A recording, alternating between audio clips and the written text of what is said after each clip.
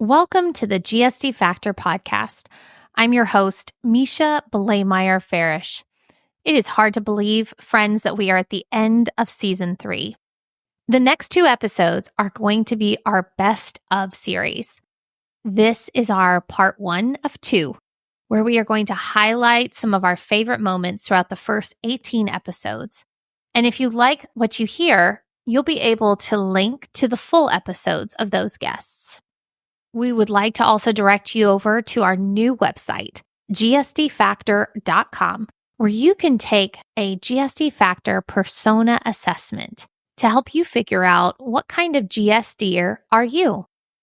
Thank you for listening to our Best of series, and thank you for listening throughout this season 3, as we have dived into conversations with all of our guests around what are they powerfully choosing.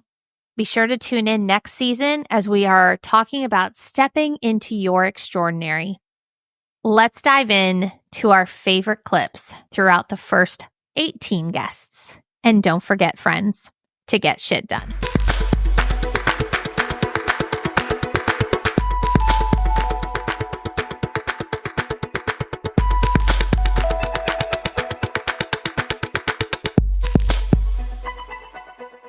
The process can be lengthy at times, but you can't control the length. You can only control what's going on. If the right thing comes, great. If not, you keep going. Indecision is a luxury you really can't allow yourself to revel in. We not only make those decisions, we set boundaries around those decisions. That's a tough one. And then once we've done that, we take some massive action, and we do it in alignment with our values. Because if we do it any other way, it's going to feel off. And then you have to keep up the facade of whatever path you've gone down. And that is that's a road to ruin. Gosh, when I first started running the business, like literally, I didn't have a LinkedIn. I didn't have a resume. I didn't have a bio. I had none of that. So created all of that and really realized, you know what? I am pretty well connected, and I am a lot smarter than I thought I was, and I can figure this out. And in the end, of that period of not breathing so much, I really grew as a person and as a woman in business and as a mother. My daughters looked at me and still look at me in a much different way than they did back before my husband passed away. We don't realize how much stress we hold just in our posture alone, the way that we sit and the way that we kind of smirk and try to force a smile. So speaking to someone, and I love my church now. I'm in church every Sunday.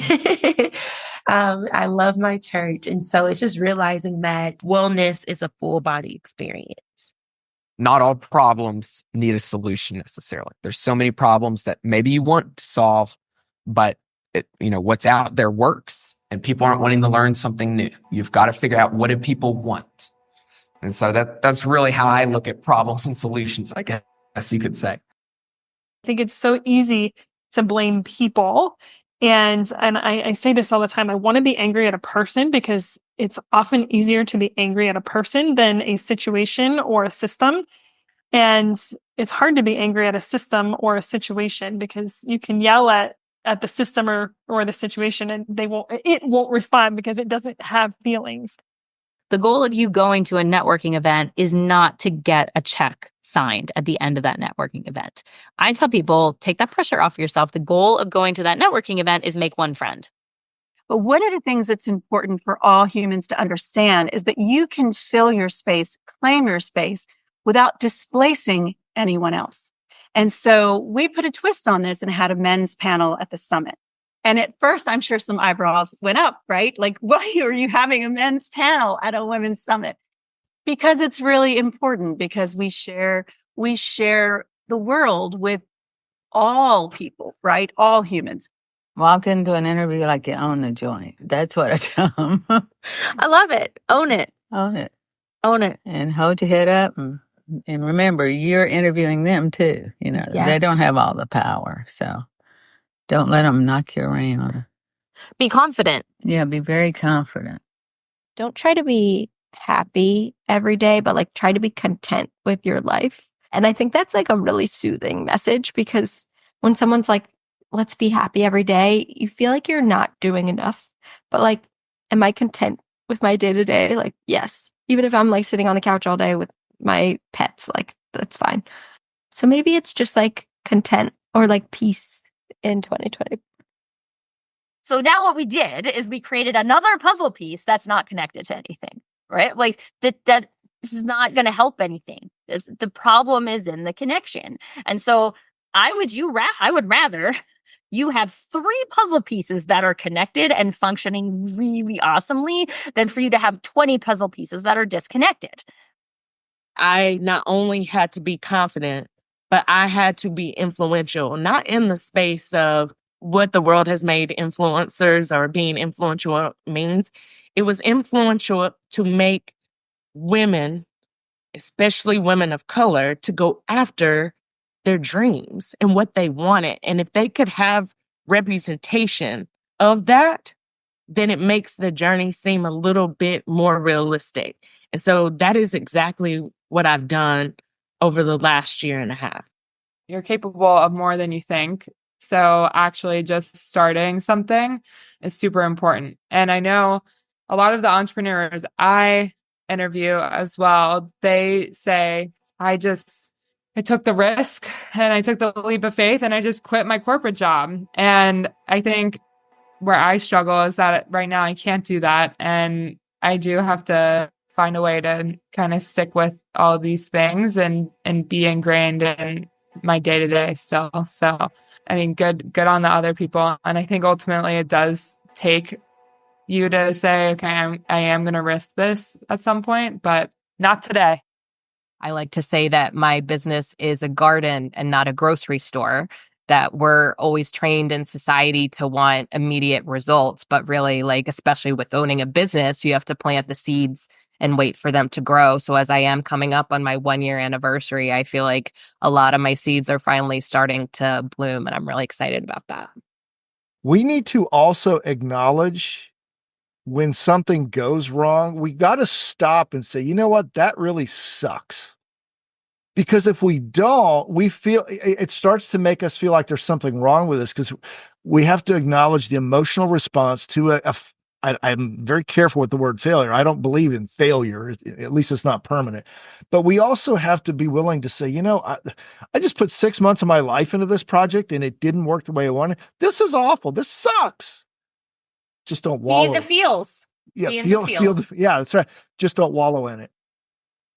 Set aside, and the most successful people I've met who do this say, I'm going to set aside a day, 6 hours, whatever it is. I'm going to wallow in it and then I'm going to let it go.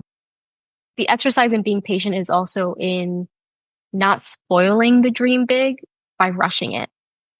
Because that's definitely what I've been doing, I think. And in your example with the student who's on his 3rd iteration, that learning time is super important, I've been realizing. But if you're going to be successful in anything, you have to be willing to put yourself out there, and you have to be able to be told no and continue on. You cannot give up.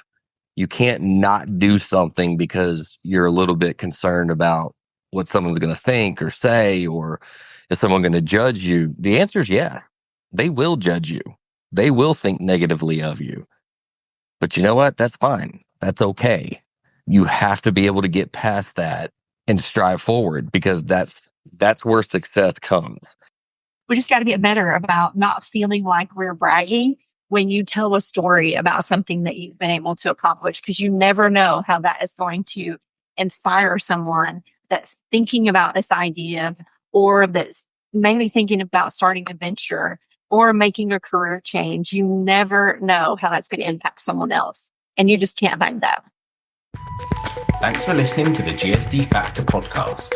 If you liked this episode, please rate and subscribe on your favorite podcast platform, where you can also find previous episodes. Let's also connect on LinkedIn and Instagram. If you're looking for more information on the GSD Factor, visit us at gsdfactor.com. And always remember to GSD, get shit done.